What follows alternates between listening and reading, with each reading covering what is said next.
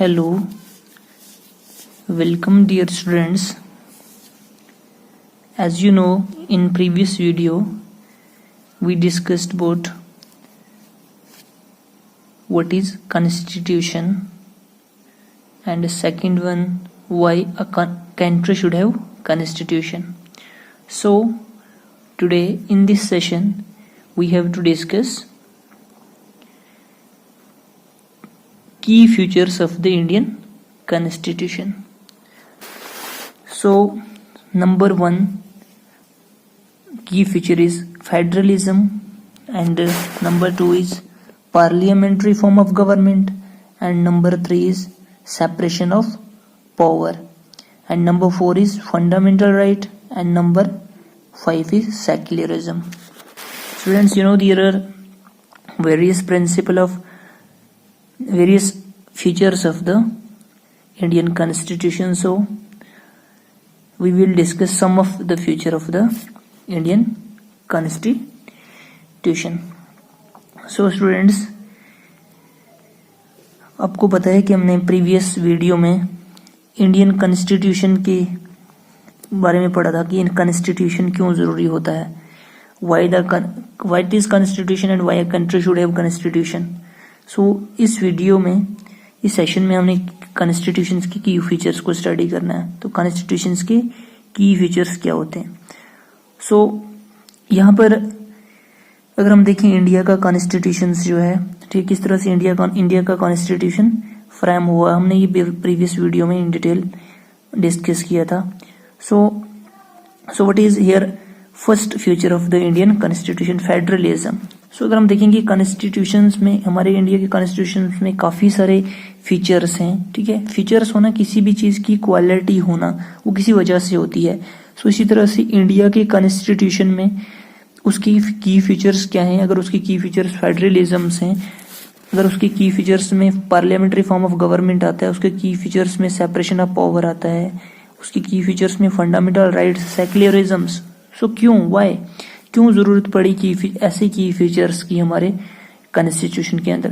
तो लेकिन ऐसी की फीचर्स की इसलिए जरूरत पड़ी हमारी कॉन्स्टिट्यूशंस के अंदर कि इंडिया का कॉन्स्टिट्यूशंस जो है ये किसके बेस पे फ्रेम हुआ है कि यहाँ डिफरेंट टाइप ऑफ रिलीजन है, डाइवर्सिटी है, यहाँ रिलीजन की डाइवर्सिटी है, यहाँ कास्ट की डाइवर्सिटी है. ठीक है, यहाँ पर डिफरेंट माइनॉरिटीज रहती हैं, यहाँ पर दलित्स हैं, यहाँ पर सिख हैं, यहाँ पर मुस्लिम्स हैं, यहाँ पर हिंदूज हैं, यहाँ रिलीजन की डाइवर्सिटी है. ठीक है, सो इसलिए इस डाइवर्सिटी को लेके इंडिया का कॉन्स्टिट्यूशन जो है वो फ्रेम किया गया. ठीक है, डॉक्टर भीमराव अंबेडकर द्वारा, जो कॉन्स्टिट्यूशन के फ्रेम फादर थे.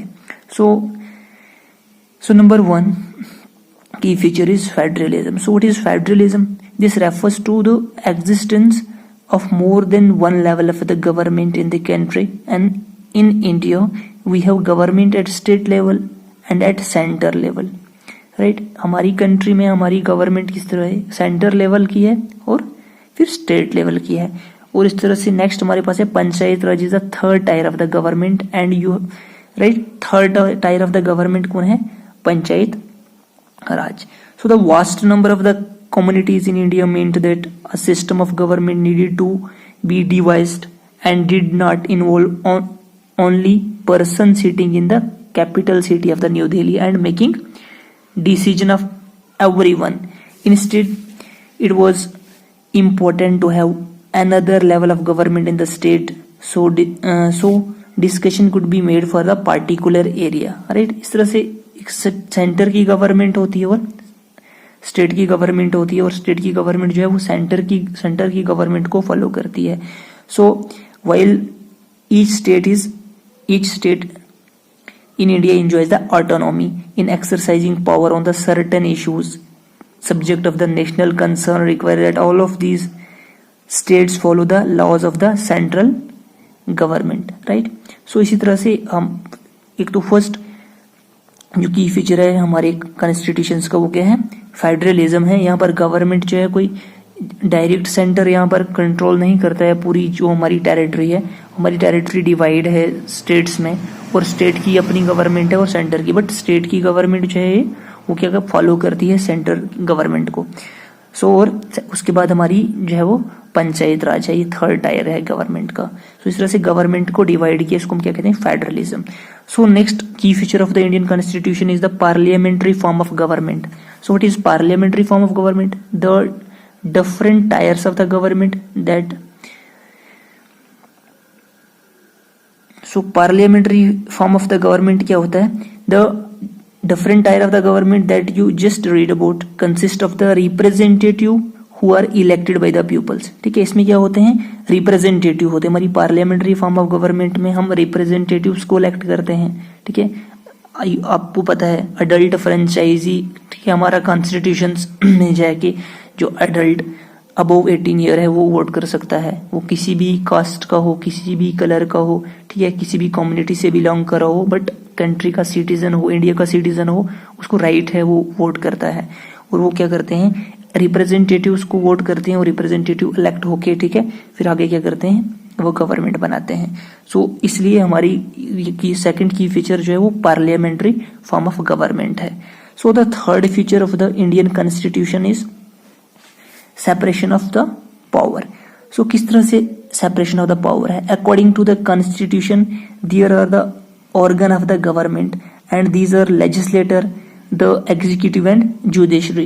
The legislator refers to our elected representative and the executive is the smaller group of the people and who are responsible for the implementing the law of running the government. The judiciary of which you will read in the chapter 3rd में आप इसको पढ़ोगे and refers to the system of court in the country and in order to prevent the misuse of the power by any one of the branch of the government, and the constitution says that each of these organs should exercise different power and through this each organ act as the check on the other organ of the government and this ensure the balance of the power between all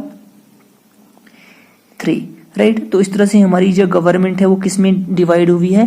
legislator, executive and judiciary में। इसको हम कहते हैं separation of the power. किस तरह से constitution में power को सेपरेट किया गया, अलग अलग किया गया पावर को। फर्स्ट वन जो है हमारा लेजिस्लेटर है, सेकंड वन हमारा एग्जीक्यूटिव है और थर्ड वन हमारा क्या है? जुडिशरी है। सो लेजिस्लेटर किसके रिलेटेड है? ये it refers to our elected representative और executive is the smaller group of the people होता है who are responsible for implementing the law. जो लॉज को इम्प्लीमेंट करते हैं वो एग्जीक्यूटिव हो गए। और third one and most important the judiciary of which you will, so third one कौन सा है? जुडिशरी। ठीक है, ये जुडिशरी किस लिए जरूरी होता है? It refers to the system of the court in the country and in order to prevent the misuse of the power by any one of the branch of the government. Government की कोई भी branch जो है वो क्या ना करे? अपनी पावर्स का मिसयूज ना करे। तो इसके लिए क्या होती है? इसके लिए कोर्ट होता है और जुडिशरी होती है। तो इस तरह से थर्ड की फीचर जो हमारे इंडिया कॉन्स्टिट्यूशन का था वो सेपरेशन ऑफ द पावर था। किस तरह से कॉन्स्टिट्यूशन में पावर को सेपरेट किया गया, right.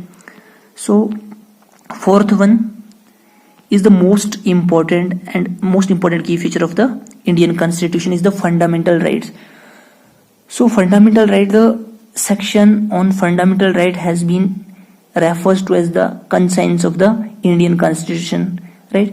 So fundamental rights therefore protect citizen against the arbitrary and absolute exercise of the power by the state. कि कोई स्टेट इस तरह का absolute power exercise न करे, and इसलिए citizens को कॉन्स्टिट्यूशन ने क्या दिया है? ये एक राइट दिया हुआ है, इसको फंडामेंटल राइट्स दिए हुए हैं। And the constitution does guarantee the rights of the individual against the state as well as against the other individual. ठीक है, इस तरह से एक सिटीजन्स को राइट दिए हुए हैं कॉन्स्टिट्यूशन ने और उस राइट्स की गारंटी देता है कॉन्स्टिट्यूशन। ठीक है, कोई भी अगर आपकी वायलेशन कर रहा है, किसी भी सिटीजन की किसी भी राइट की वायलेशन कर रहा है तो सिटीजन उसके लिए सुप्रीम कोर्ट में जा सकता है। सो इस तरह से फंडामेंटल राइट्स में हमारे पास कौन कौन से राइट हैं? First one, the fundamental right in the Indian constitution include right to equality, and second one is the right to freedom, and third one is the right against exploitation, and fourth one is the right to freedom of religion, and fifth one is the cultural and education right, and sixth one is the right to constitutional remedies, right?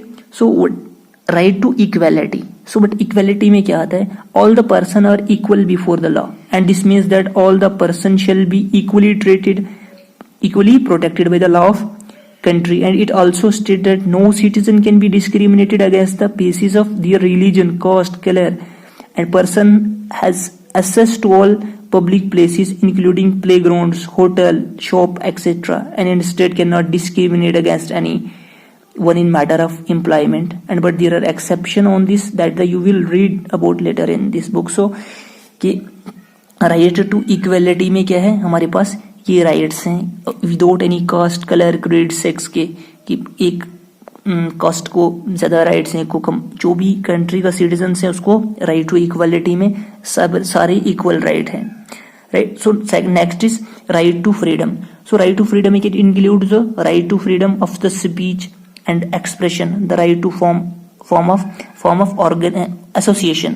ठीक है, तो आपको country के जो citizens हैं वो association बना सकते हैं, कोई ऑर्गेनाइजेशन फॉर्म कर सकते हैं. ठीक है, उनको राइट है. And the right to move freely and reside in any part of the country. Country की किसी भी पार्ट में वो रिसाइड कर सकते हैं, किसी भी पार्ट में रह सकते हैं, फ्रीली मूव कर सकते हैं कंट्री में, राइट.